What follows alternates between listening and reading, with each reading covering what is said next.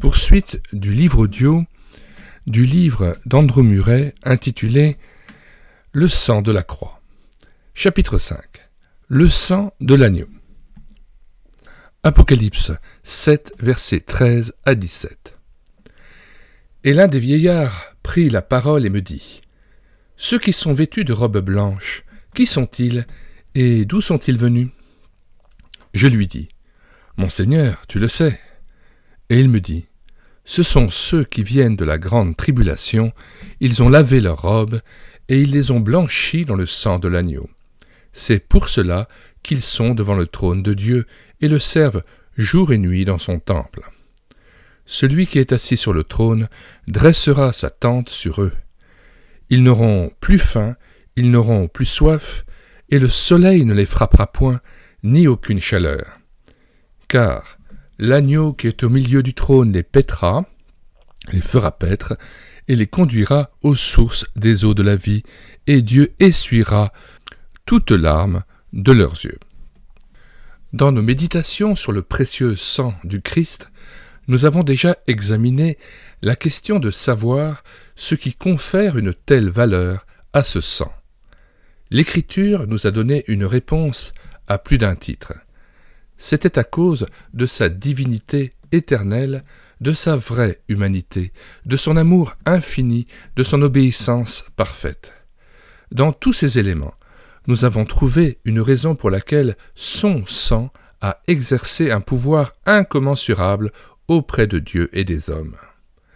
L'Écriture citée ci-dessus nous invite à considérer ce sujet sous un autre angle. Le nouveau nom donné au sang est ici le sang de l'agneau. Nous devons apprendre quelles sont les caractéristiques et les résultats particuliers du sang qui ne peuvent être révélés que par l'expression « le sang de l'agneau ». Lorsque notre Seigneur Jésus est appelé l'agneau de Dieu, il y a deux idées principales qui sont liées à ce nom. La première est qu'il est l'agneau de Dieu parce qu'il a été immolé en sacrifice pour le péché. La seconde est qu'il était semblable à un agneau, doux et patient. La première met l'accent sur le travail que lui, en tant qu'agneau, devait accomplir. Le second met l'accent sur la douceur qui l'a caractérisé en tant qu'agneau. Le premier de ces points de vue est le plus général. Nous avons souvent eu l'occasion de parler de la valeur du sang de ce point de vue, comme par exemple dans le chapitre « L'autel et le sang ». La seconde a trop souvent été perdue de vue. En cette occasion, fixons spécifiquement notre attention sur lui, afin d'obtenir notre part de la riche bénédiction qu'il contient pour nous.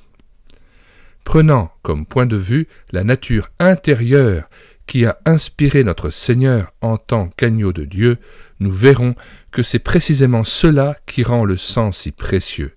C'est le sang du doux agneau de Dieu. Nous verrons ce que signifie le fait qu'au ciel, on loue le sang comme le sang de l'agneau. 1.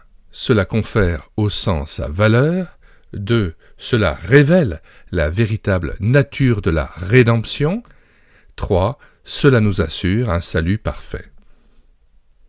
1. Le sang de l'agneau, ce qui confère au sang sa valeur.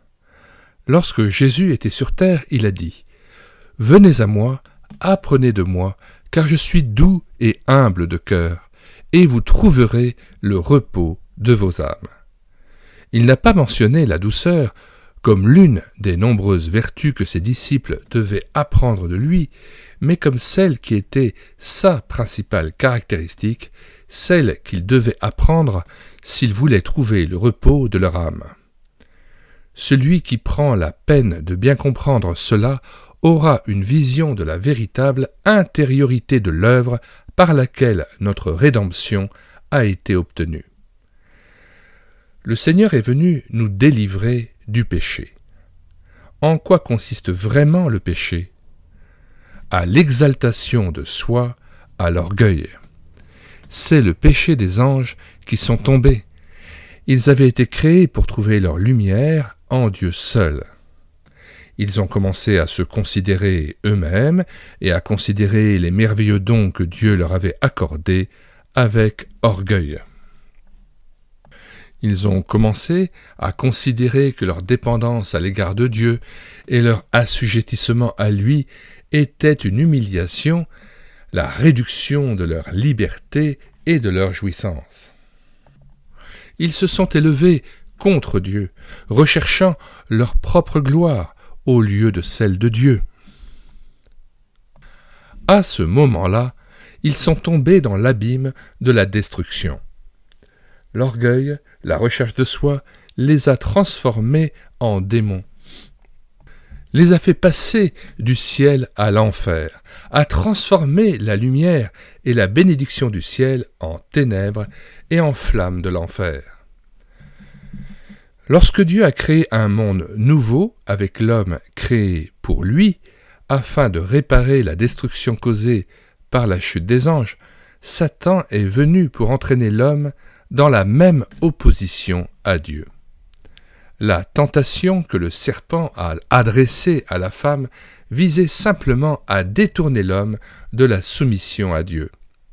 En même temps que les paroles que Satan murmurait à l'oreille d'Ève, il insufflait dans son âme le poison mortel de l'orgueil. Et comme l'homme l'a écouté, l'exaltation de soi est devenue pour lui aussi la source de tout le péché et de toute la douleur. Sa vie est faite d'amour-propre, de volonté propre et de satisfaction propre. Le moi est l'idole que sert le mensonge. Le moi est un monstre à 1000 têtes qui, en tant que recherche de soi, satisfaction de soi, confiance en soi, estime de soi. C'est la mère féconde de tous les péchés et de toutes les misères que l'on peut trouver dans le monde. L'autorité de Satan s'exerce sur ce moi-là. Le feu de l'enfer brûle tout ce qui appartient au moi, à l'orgueil, et l'âme se consume d'une soif qui ne peut cesser. Pour que le Seigneur Jésus devienne notre véritable Sauveur, il fallait absolument qu'il nous délivre de nous-mêmes. Il doit nous faire mourir au moi, au je, à la vie personnelle et nous amener à nouveau à vivre pour Dieu, afin que nous puissions ne plus vivre pour nous-mêmes. Personne ne vit pour lui-même. Nous lisons 2 Corinthiens 5, versets 14 et 15. Car l'amour de Christ nous presse, parce que nous estimons que, si un seul est mort pour tous, tous donc sont morts, et qu'il est mort pour tous, afin que ceux qui vivent ne vivent plus pour eux-mêmes, mais pour celui qui est mort et ressuscité pour eux. Retour au texte. C'est le seul moyen pour l'homme de devenir vraiment bienheureux. Et il n'y a pas d'autre moyen de préparer ce chemin pour nous, si ce n'est que le Seigneur Jésus nous ouvre la voie, obtient une nouvelle vie pour nous et nous la transmet. De cette vie, le renoncement à soi et l'humiliation de soi devraient être la caractéristique principale et la bénédiction intérieure. De cette manière, Dieu peut reprendre sa place légitime et devenir notre tout dans cette nouvelle vie. C'est la raison pour laquelle le Seigneur Jésus a dû venir dans le monde en tant qu'agneau de Dieu. Il devait ramener sur terre la douceur et l'humilité de cœur dans lesquelles se manifeste la véritable soumission à Dieu. Cela ne se trouvait plus sur la terre. Il l'a apporté du ciel. Au ciel, il s'est humilié en tant que fils devant le Père, afin d'être envoyé comme serviteur dans le monde. Il s'est humilié pour devenir homme. En tant qu'homme, il s'est humilié jusqu'à la mort sur la croix. En tant qu'agneau de Dieu, il s'est livré et dépouillé lui-même avec une douceur céleste qui dépasse toutes nos pensées pour devenir le serviteur de Dieu et de l'homme afin de plaire à Dieu et à l'homme. C'est cette qualité intérieure qui l'a inspiré et qui a constitué la véritable nature de ses souffrances, qui a fait de lui un vainqueur complet du péché. C'est en tant qu'agneau de Dieu qu'il a enlevé le péché du monde. C'est ce qui confère une telle valeur à son sang. Il a infligé une blessure mortelle au péché, remportant la victoire en sa propre personne. Il s'est soumis à la volonté de Dieu, et tout au long de sa vie, sous les tentations les plus sévères, il s'est sacrifié pour la gloire de Dieu, avec une humilité, une patience et une douceur qui ont fait les délices du Père et de tous les saints anges. Il a fait tout cela en tant qu'agneau de Dieu. Il a couronné tout cela en versant son sang en tant qu'agneau de Dieu pour la réconciliation des péchés et la purification de nos âmes. C'est pourquoi, dans le ciel, on loue son sang, le sang de l'agneau de Dieu. C'est pourquoi le Père l'a placé au milieu du trône, comme l'agneau qui a été immolé. C'est pourquoi les croyants, dans un tendre étonnement et un grand amour, se glorifiant du sang de l'agneau, louent sa douceur et son humilité comme leur plus grande joie et leur seul désir. En tant que sang de l'agneau, il possède la vertu et la puissance d'une rédemption complète. 2. Le sang de l'agneau. Il révèle la nature réelle de la rédemption. Le Seigneur Jésus est venu faire, en sa personne, ce que nous ne pouvions pas faire. Il est venu aussi pour nous rendre participants, nous qui ne le possédions pas, du trésor qu'il nous a donné, qu'il nous a accordé. Son humilité est le don qu'il a apporté du ciel. Son humilité est ce qu'il veut nous accorder. Et comme le sang était la manifestation et le résultat de la douceur divine en lui, cette même douceur est aussi en nous la manifestation et le résultat de notre contact ou de notre relation avec le sang. Notre communion dans son sang, qu'est-ce que c'est sinon la communion dans sa mort? Et sa mort n'était que le point culminant de son humiliation et de son sacrifice. C'était la preuve qu'il n'y avait pas d'autre moyen d'atteindre la plénitude de la vie de Dieu, la vie de résurrection, si ce n'est par la mort.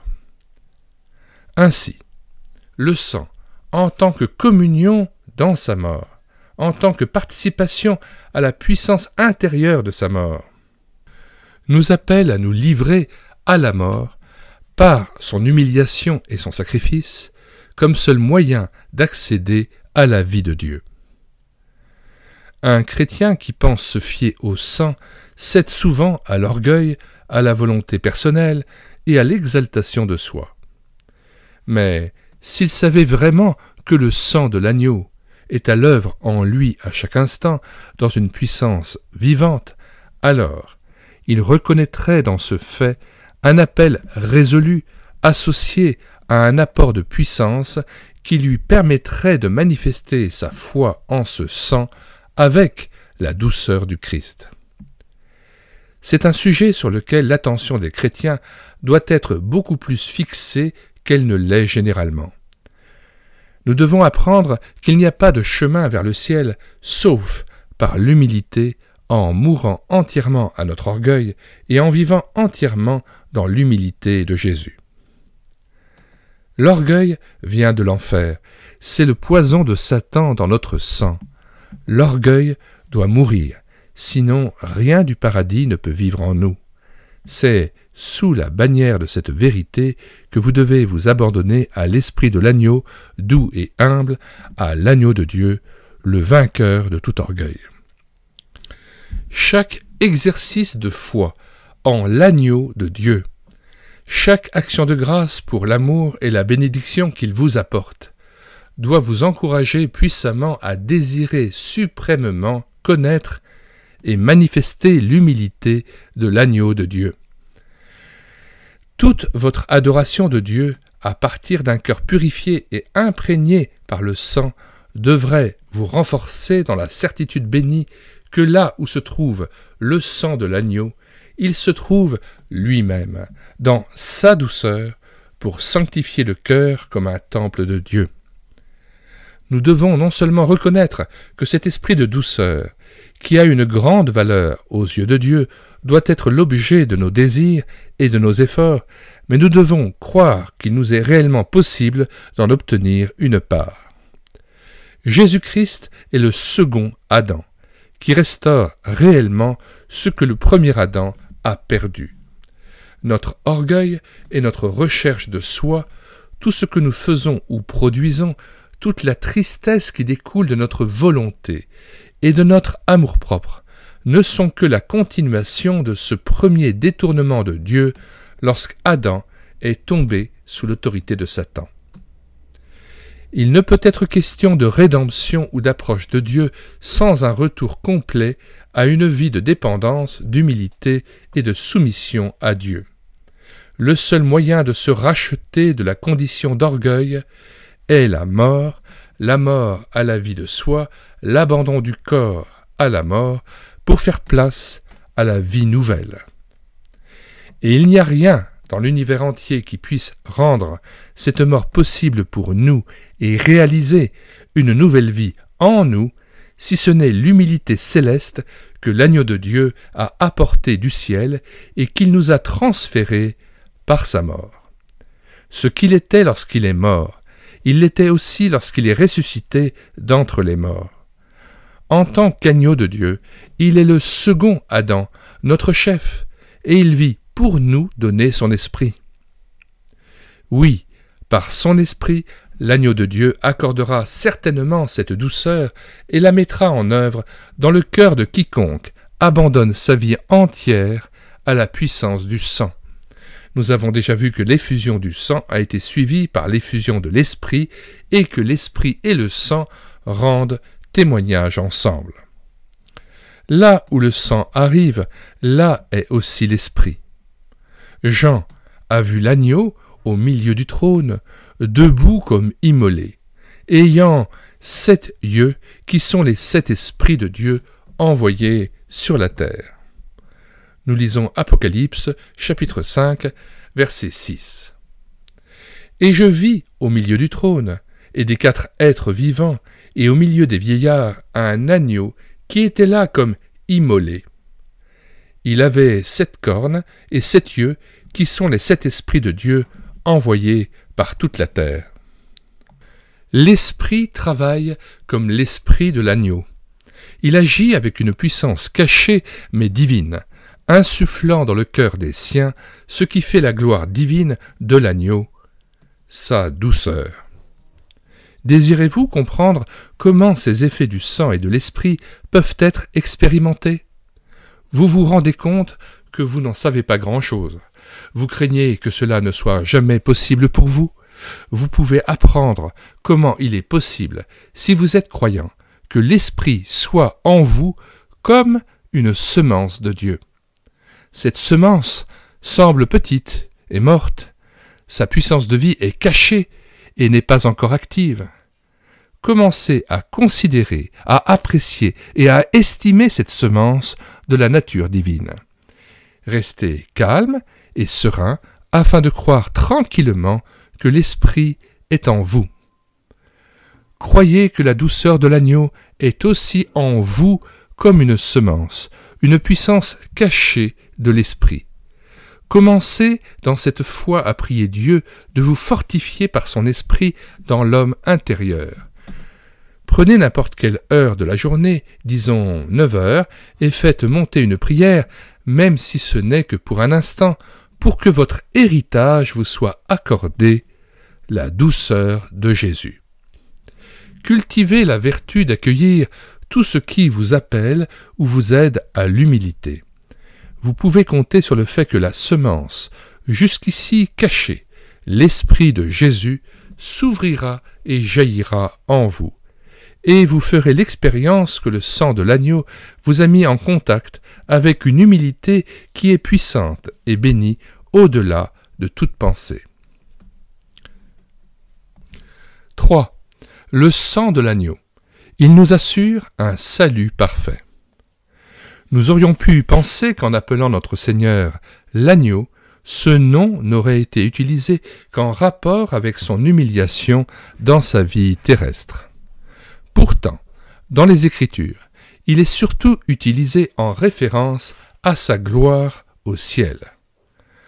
Jean le vit se tenir comme un agneau immolé au milieu du trône. Les 4 êtres vivants, les 24 vieillards et les armées des cieux le louent comme l'agneau qui nous a rachetés pour Dieu par son sang. Le salut est à notre Dieu qui est assis sur le trône et à l'agneau. Apocalypse 7, versets 9 à 11 que nous lisons. Après cela, je regardai, et voici, il y avait une grande foule, que personne ne pouvait compter, de toute nation, de toute tribu, de tout peuple et de toute langue. Ils se tenaient devant le trône et devant l'agneau, revêtus de robes blanches et des palmes dans la main. Et ils criaient d'une voix forte en disant « Le salut est à notre Dieu, qui est assis sur le trône et à l'agneau. » Et tous les anges se tenaient autour du trône et des vieillards et des 4 êtres vivants. Et ils se prosternèrent sur leurs faces devant le trône, et ils adorèrent Dieu. C'est l'agneau qui exécute le jugement, qui a vaincu Satan et toute sa puissance. L'agneau est le temple et la lampe ou le flambeau de la Nouvelle Jérusalem. C'est sous le trône de Dieu et de l'agneau que coule le fleuve d'eau de vie. Au ciel, dans l'éternité, l'agneau est tout en tous. Il est la gloire et la joie du ciel. L'éternité répétera le chant de sa louange.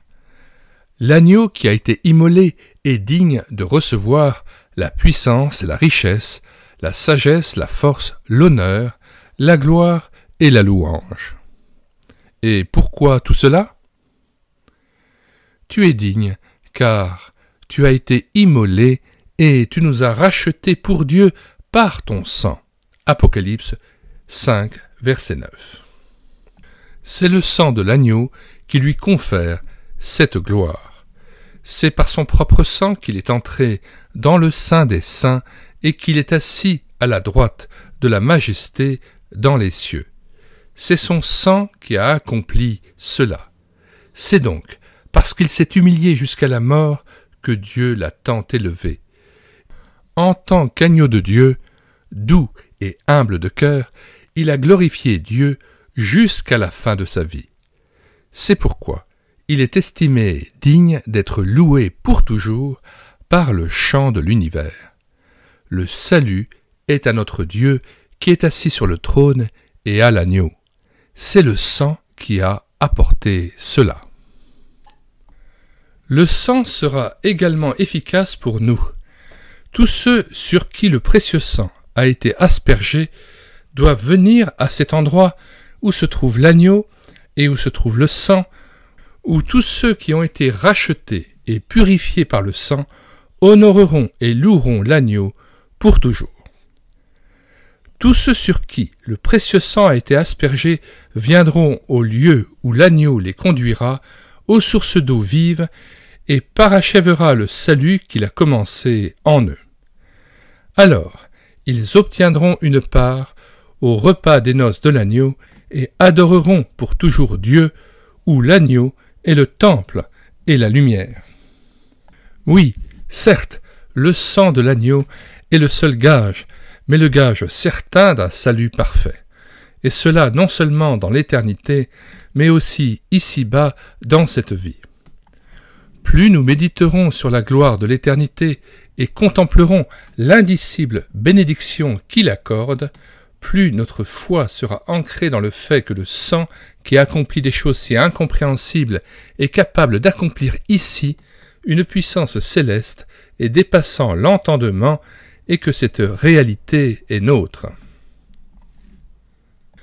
Oui, le sang de l'agneau, qui a été assez puissant pour détruire le péché, pour ouvrir le ciel aux pécheurs, et pour porter leur salut à une telle perfection, ce sang a certainement le pouvoir de purifier nos cœurs, de les imprégner et de les remplir de toute la puissance et de toute la joie que l'agneau sur le trône va, ici même, déverser sur nous.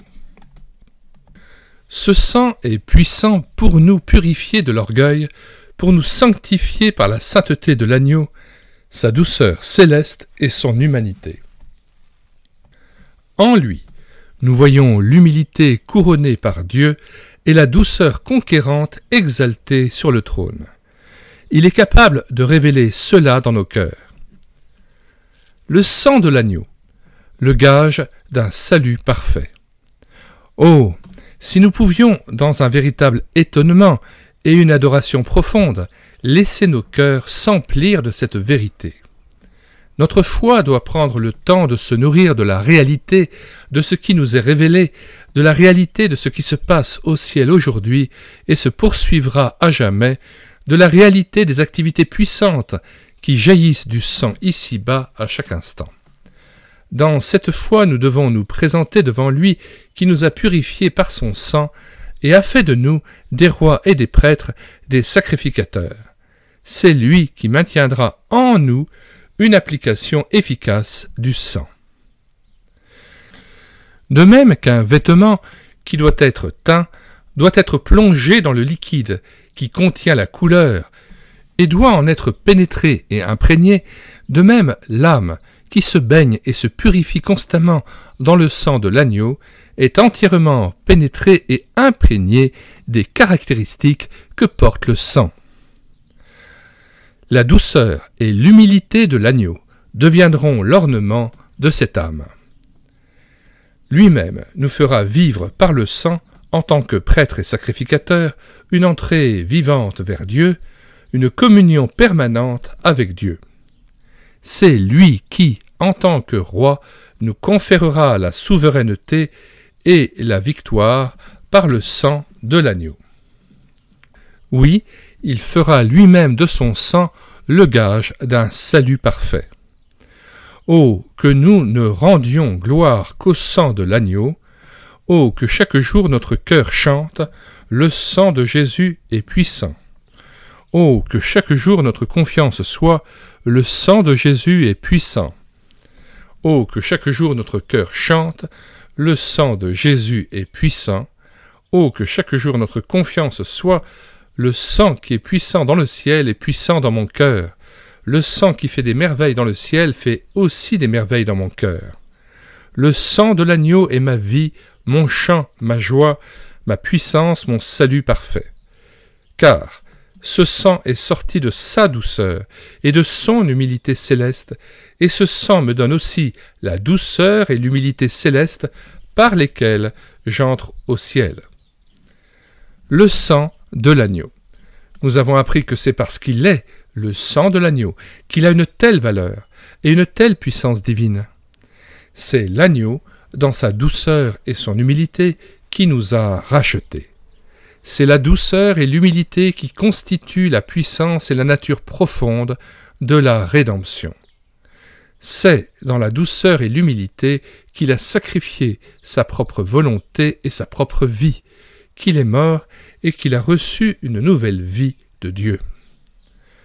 Apprenez, je vous prie, que c'est là votre chemin vers la bénédiction éternelle.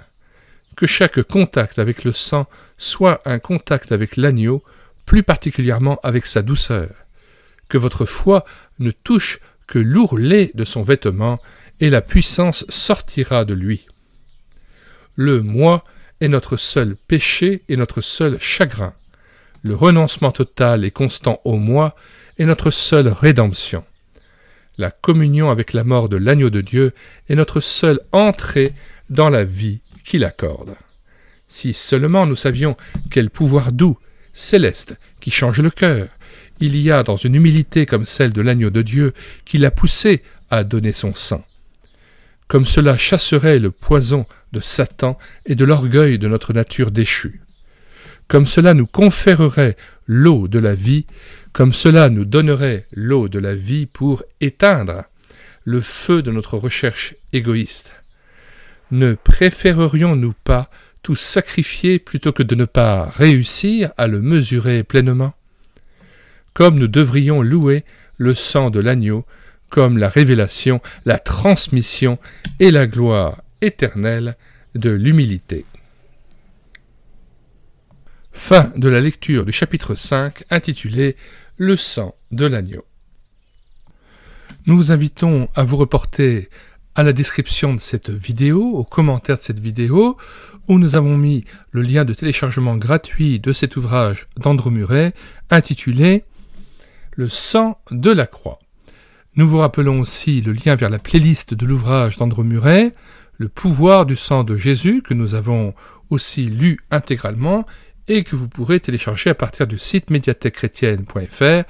Nous vous laissons aussi le lien de téléchargement de cet ouvrage dans la description de cette vidéo. Nous vous invitons à regarder aussi les autres liens vers d'autres ouvrages se rapportant à la même thématique ou avoisinant cette thématique, ainsi que le lien vers d'autres playlists assez nombreuses que nous avons préparées pour vous et qui font la richesse de cette chaîne YouTube. Elle écoutait sa parole, chaîne que nous avons créée en synergie avec le site internet médiathèquechrétienne.fr afin de pouvoir assurer la réédition numérique des ouvrages chrétiens épuisés et non réédités, comme l'était cet ouvrage d'Andrew Murray, ouvrage que nous avons traduit intégralement pour vous, afin qu'il puisse aussi enrichir votre vie spirituelle. Le prochain chapitre qui sera lu en audiobook sera donc intitulé chapitre 6, La multitude rachetée par le sang. Que le Seigneur donc nous bénisse dans une révélation toujours plus profonde de ce qu'il a pu faire pour nous et dans une vie vécue toujours plus proche de lui et dans une communion avec lui grâce au sang qu'il a versé pour nous à la croix et qui toujours agit en nous et nous rapproche de lui et de Dieu le Père. Au revoir à tous et à bientôt.